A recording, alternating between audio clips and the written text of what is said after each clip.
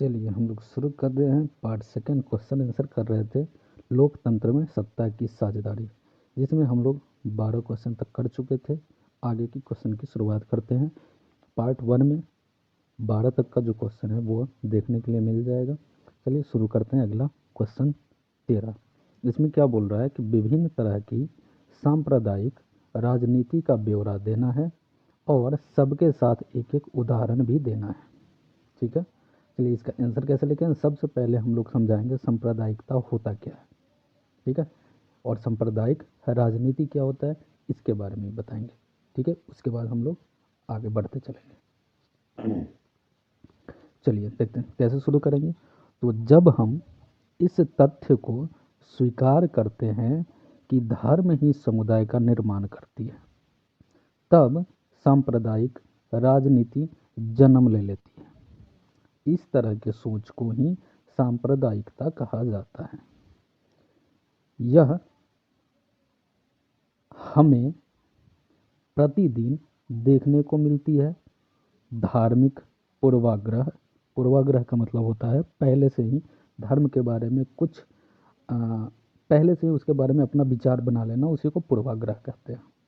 परंपरागत धार्मिक अवधारणाएं एवं एक धर्म को दूसरे धर्म से श्रेष्ठ मानने की मान्यताएं, ये सभी जब हम लोगों के अंदर आने लगता है, यानी कि जो भी देश के अंदर रह रहे हैं उन व्यक्तियों में जब ये सारी की सारी चीज़ें आने लगता है, तब इसी को हम लोग क्या कहते हैं, सांप्रदायिकता कहते हैं। ठीक है, चलिए अब इसको उदाहरण से समझते हैं हम लोग। ठीक है, चलिए पहला देखते हैं। पहला, सांप्रदायिकता की सोच प्रायः अपने धार्मिक समुदाय को प्रमुख राजनीति में बरकरार रखना चाहती है। ठीक है, जो बहुसंख्यक समुदाय के होते हैं, बहुसंख्यकवाद का रूप ले लेती है। ठीक है, बहुसंख्यकवाद का मतलब हो गया कि आपका संख्या अगर ज़्यादा है तो जो भी सरकार बनेगी वो सभी अपने ही समुदाय के लोगों के लिए कार्य करेगी, उसी को बहुसंख्यकवाद कहा जाता है। उदाहरण के लिए हम लोग देखे हुए थे श्रीलंका में, जहाँ पे भाषा सिन्हली बोलने वाले का संख्या काफ़ी ज़्यादा था। ठीक है, जो क्या था, अपने हितों के लिए ही केवल कार्य करते थे। ठीक है, तो इस चीज़ को हम लोग लिख सकते हैं। दूसरा, दूसरा कैसे है सांप्रदायिकता का दूसरे अर्थ में, दूसरा समझते हैं। सांप्रदायिकता के आधार पर राजनीतिक गोलाबंदी, गोलाबंदी का मतलब एक साथ आना। उदाहरण के लिए धर्मगुरु, धर्मगुरु का काम क्या है, धर्म का प्रचार करना, लेकिन ये क्या करेंगे, सब एक साथ आएंगे, चाहे धर्मगुरु हो चाहे कोई पवित्र प्रतीक हो। ठीक है, प्रतीक का मतलब चिन्ह, इन सभी को क्या करेंगे, अब एक साथ ला करके राजनीति में उपयोग करेंगे, ताकि जो है राजनीति करने वाले लोगों को ज़्यादा से ज़्यादा वोट मिल सके और सत्ता उनके पास रह सके। इस चीज़ को हम लोग सेकेंड पॉइंट में लिख सकते हैं। ठीक है, चलिए तीसरा पॉइंट देखते हैं। सांप्रदायिकता का भयानक रूप भी हम लोग को देखने को मिलता है, और वो कैसे, दंगा के रूप में। ठीक है, जिसमें हिंसा होती है और हिंसा के साथ साथ नरसंहार भी होते हुए दिख जाता है। ठीक है, जिसमें काफ़ी ज़्यादा लोग मारे भी जाते हैं, इस तरह का। और इसके उदाहरण के रूप में हम लोग लिख सकते हैं कि जब भारत को आज़ादी मिली थी 1947 में, कब मिली थी, 1947 में, तो इस टाइम पे हमारे भारत से पाकिस्तान को अलग किया गया था। ठीक है, विभाजन किया गया था, जिसमें काफ़ी ज़्यादा लोग, चाहे वो हिंदू हो या मुस्लिम हो, जो भारत से पाकिस्तान में जा रहे थे और जो पाकिस्तान से भारत में आ रहे थे, दोनों के बीच जो है काफ़ी ज़्यादा संघर्ष होता है और दोनों देशों में काफ़ी ज़्यादा नरसंहार किए जाते हैं, यानी कि काफ़ी लोगों की मृत्यु हो जाती है। तो इस चीज़ को हम लोग लिख सकते हैं, ये सारे के सारे क्या है, सांप्रदायिकता है। ठीक है, चलिए अगला क्वेश्चन देखते हैं हम लोग।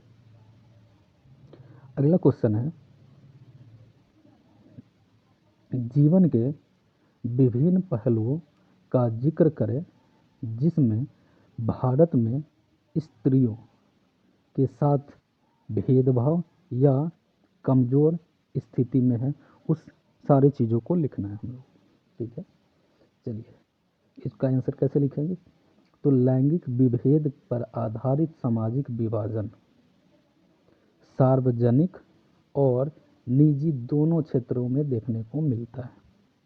लैंगिक का मतलब होता है लिंग पे आधारित, यानी कि स्त्री और पुरुष के आधार पर जो भेदभाव किया जाएगा उसी को क्या कहेंगे?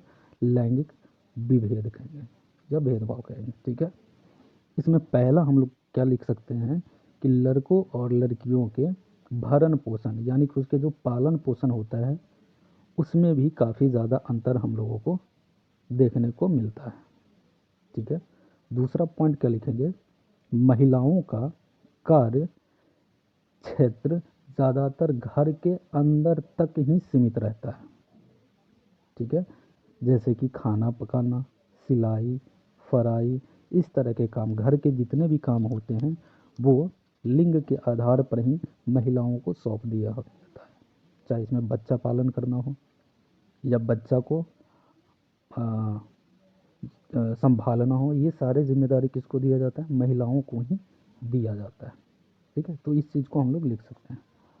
तीसरा पॉइंट देखते हैं, महिलाओं में साक्षरता दर बहुत ही कम है। ठीक है, और कितना है? तो मात्र 54%। कितना है? 54% है, जो काफ़ी कम है। लगभग आधा महिलाएं जो है अनपढ़ ही हैं। ठीक है, चौथा पॉइंट क्या लिख सकते हैं हम लोग? शिक्षा में पिछड़ने के कारण ऊंचे तनख्वाह, तनख्वाह का मतलब जो महीना का पैसा मिलता है ना, सैलरी, उसका ऊंचे तनख्वाह और ऊंचे पदों पर पहुंचने वाली महिलाओं की संख्या काफ़ी कम है, क्योंकि उनके पास शिक्षा ही नहीं है अच्छे तरह का। इसी के कारण अच्छे अच्छे पोस्ट पे भी वो नहीं पहुंच पाती हैं। अगला पॉइंट क्या लिख सकते हैं हम लोग कि एक सर्वेक्षण के अनुसार ऐसा बताया गया कि जो महिलाएं होती है वो 7 घंटे कार्य करती हैं एक दिन में, जबकि पुरुष कितना करते हैं? मात्र 6 घंटे, यानी कि महिलाओं से 1 घंटा कम ही काम करता है। फिर भी पुरुष का कार्य जो है ज़्यादा दिखाई पड़ता है। ठीक है, काम ज़्यादा महिलाएं करती हैं, फिर भी पुरुष के ही काम समाज में देखने को मिलता है। अगला पॉइंट क्या लिख सकते हैं? महिलाओं को एक समान कार्य के लिए, काम तो समान करते हैं, लेकिन जब वेतन की बात आती है तो महिलाओं को कम वेतन मिलता है पुरुषों के मुकाबले। इस पॉइंट को भी लिख सकते हैं। चलिए अगला पॉइंट देखते हैं। अब क्या होता है? लैंगिक पूर्वाग्रह के कारण कुछ माँ बाप ऐसे होते हैं जो बेटों की चाह रखते हैं। ठीक है, यानी कि बेटों की चाह में बेटियों का भ्रूण हत्या, भ्रूण हत्या का मतलब होता है कि बच्चा जन्म लेने से पहले ही पता चल गया कि पेट में जो पल रहा बच्चा है वो एक लड़की है, तो उसको बाहर आने से पहले ही दवा दे करके उसे मार दिया जाता है, जन्म लेने से पहले ही। उसी को क्या कहते हैं? भ्रूण हत्या। तो ऐसी घटनाएं भी देखने को मिलती हैं। ठीक है, चलिए अगला क्वेश्चन समझते हैं हम लोग। 15 नंबर क्वेश्चन कि भारत के विधायिकाओं में महिलाओं के प्रतिनिधित्व की स्थिति क्या है? कितनी महिलाएं जो है हम लोगों की विधायिकाओं में कार्य है करती हैं, कानून बनाने में मदद करती हैं, लोगों को जो समस्याएं हैं खास करके महिलाओं के, उनकी समस्याओं को उठाने के लिए महिला प्रतिनिधि कितनी हैं हमारे देश में? ठीक है, चलिए देखते हैं इसको कैसे लिखेंगे। तो भारत के लोकसभा, लोकसभा मतलब बात करेंगे हम लोग जो भारत सरकार बनाने के लिए चुनाव होते हैं उसमें, 14वें चुनाव में महिला प्रतिनिधियों की बात करें तो उनकी संख्या मात्र कितनी है? 59, 60 से एक कम। और अगर पूरा बात करें प्रतिशत में तो कितना है? मात्र 11% महिलाएं ही विधायिकाओं में जगह बनाई हुई हैं। ठीक है, वहीं अगर हम लोग बात करें दूसरे देशों की, जो विकसित देश है, इसमें ब्रिटेन आता है, तो ब्रिटेन की बात करें तो यहाँ पे महिलाओं की भागीदारी कितना है, 19.3%। और दूसरी तरफ अगर अमेरिका की बात करें तो अमेरिका में कितना है, 16.30% महिलाएं जो है विधायिकाओं में कार्यरत हैं। ठीक है, लेकिन हमारे भारत में कुछ लोग हैं जो चाहते हैं कि महिलाओं की संख्या को बढ़ाया जाए, और इसको बढ़ाने के लिए भारत में महिला प्रतिनिधित्व बढ़ाने का प्रयास संसद में आज भी प्रयासरत है, जिसमें 1/3 सीट को आरक्षित करने की बात कही गई है। किसके लिए, महिलाओं के लिए, कि 1/3 सीट जो है, जो हमारे लोकसभा में सीट है उसके मतलब जितने चुनाव होते हैं उस चुनाव में 1/3 सीट जो है वो केवल महिलाओं के लिए आरक्षित कर दिए जाए, ताकि क्या होगा, महिलाएं भी विधायिकाओं में ज़्यादा से ज़्यादा संख्या में आ पाएंगी। ठीक है, चलिए अगला क्वेश्चन देखते हैं। क्वेश्चन नंबर 17 देखते हैं, 16। ठीक है, 16 नंबर क्वेश्चन क्या कह रहा है कि किन्हीं 2 प्रावधानों का जिक्र करें जो भारत को धर्मनिरपेक्ष देश बनाता है। ठीक है, धर्मनिरपेक्ष। चलिए इसको कैसे लिखेंगे समझते हैं। हमारे संविधान में धर्मनिरपेक्ष समाज की स्थापना हेतु निम्न प्रावधान किए गए हैं। ठीक है, और क्या क्या है, चलिए देखते हैं पहला प्रावधान क्या किया गया हुआ। तो भारत में किसी धर्म को, ठीक है, किसी धर्म को राजकीय धर्म के रूप में स्वीकार नहीं किया गया है। इसका मतलब है कि हमारे देश का कोई भी धर्म नहीं है, ये सारे धर्मों को एक समान मानता है। ठीक है, जैसे कि अगर बात करें कुछ देश का, श्रीलंका कर ले तो श्रीलंका में एक धर्म है, और वो कौन सा धर्म है, बौद्ध धर्म। पाकिस्तान में कौन सा धर्म है, तो इस्लाम धर्म। लेकिन हमारे भारत का कोई भी एक धर्म नहीं है जो राजकीय धर्म है। ठीक है, सारे धर्म को एक समान मानता है। दूसरा पॉइंट क्या लिख सकते हैं हम लोग, संविधान में हर नागरिक को यह स्वतंत्रता दी गई है कि अपने विश्वास से, जो उसको पसंद हो, जिस धर्म में भरोसा हो, जिस धर्म में विश्वास हो, वह किसी भी धर्म को अंगीकार मतलब अपना सकता है। जिस धर्म में भरोसा है, जिसमें विश्वास हो, उस धर्म को वो अपना सकता है, मान सकता है, उसका पूजा पाठ कर सकता है। ठीक है, और उसे इस आधार पर किसी अवसर से वंचित नहीं किया जा सकता। मतलब कि वो चाहे किसी भी धर्म को मानता हो, तो धर्म के आधार पे सरकार उसे कुछ चीज़ें देने से मना नहीं कर सकती है। सारी चीज़ें मिलेंगी, सारे अवसर उनको मिलेंगे। ठीक है, धर्म के आधार पे उनके अवसरों को कम या ख़त्म नहीं किया जा सकता। ठीक है, ये हमारे संविधान में, ये 2 पॉइंट हम लोग लिख सकते हैं। ठीक है, चलिए नेक्स्ट क्वेश्चन हम लोग देखते हैं। Question number 17। 17 में क्या बोल रहा है,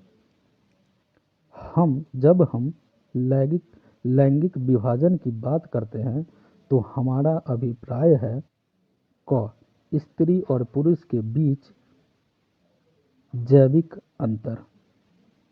ठीक है, दूसरा, समाज द्वारा स्त्रियों और पुरुषों को दी गई असमान भूमिकाएं। तीसरा है बालक और बालिकाओं की संख्या का अनुपात। और घ में दिया गया हुआ है लोकतांत्रिक व्यवस्था में महिलाओं को मतदान न मिलना। ये हमें ऑब्जेक्टिव क्वेश्चन है, तो इसका सही जवाब क्या होगा, तो सही जवाब होगा लैंगिक विभाजन का मतलब होता है कि समाज द्वारा स्त्रियों और पुरुषों को दी गई असमान भूमिकाएं, यानी कि ऑप्शन ख इसका क्या होगा, सही जवाब होगा।